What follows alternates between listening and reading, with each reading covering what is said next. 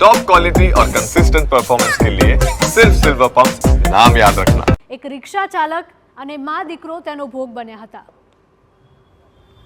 તો તંત્રની બેદરકારીના કારણે અનેક અકસ્માતો સર્જાય છે। તેવામાં મકરબા રોડ પર ખાડામાં રિક્ષા ચાલક ખાબક્યો હતો।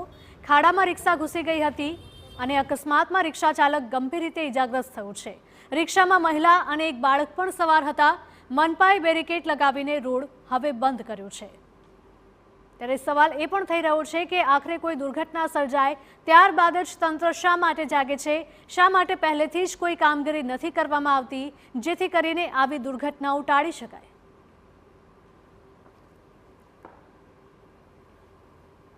અમદાવાદના મકરબા રોડ પર એક અજીબોગરીબ ઘટના બની છે। હું પહેલાં દ્રશ્યો બતાવવા માગીશ કે અહીં જે છે એક રોડ ઉપર ખાડો પડ્યો છે। નાનો એવો ખાડો હતો, જો કે ત્યાંથી વાહન ચાલકો અનેક પસાર થતા હતા।